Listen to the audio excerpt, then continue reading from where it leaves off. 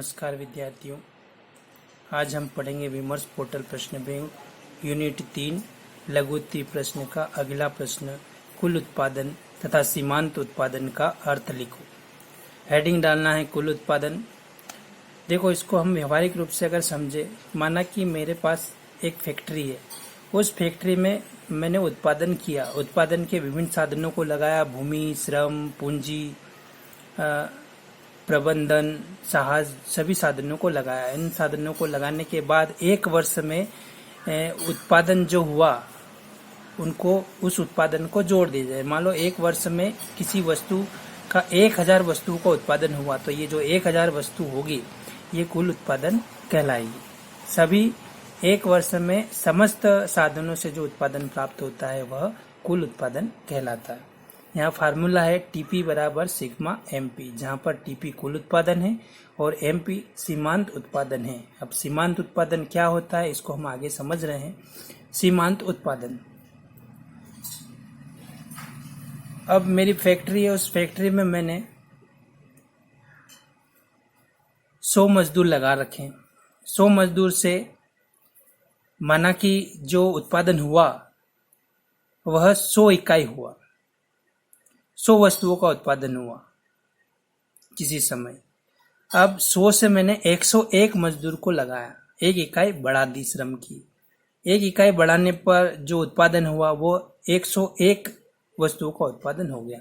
तो 101 वस्तु का जो उत्पादन हुआ तो परिवर्तन कितना हुआ, 100 से 101, मतलब 1 वस्तु का परिवर्तन हुआ। यही क्या कहलाएगा, सीमांत उत्पादन कहलाएगा।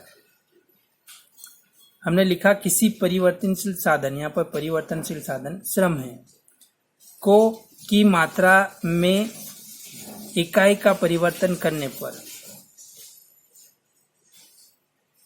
कुल उत्पादन में जो परिवर्तन होता है उसे सीमांत उत्पादन कहते हैं।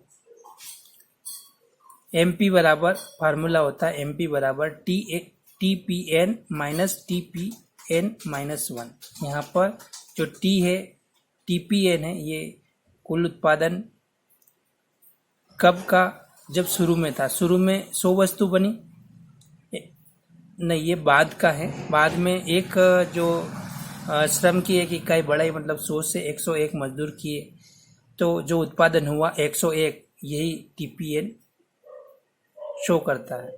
टीपीएन बराबर यहाँ पर 101 और टीपीएन माइनस 1 का मतलब हुआ जो प्रारंभिक स्थिति। प्रारंभिक स्थिति में कितने मजदूर, कितनी वस्तु का उत्पादन हुआ था, 100 वस्तु का उत्पादन हुआ। तो ये टीपीएन माइनस 1 यहाँ पर 100 होगा और टीपीएन बराबर 101 होगा। तो 101 में से 100 माइनस होगा तो एमपी बराबर 1 आ जाएगा। सीमांत उत्पादन 1 वस्तु हो जाएगी। इस तरह से कुल उत्पादन और सीमांत उत्पादन को हमने समझा।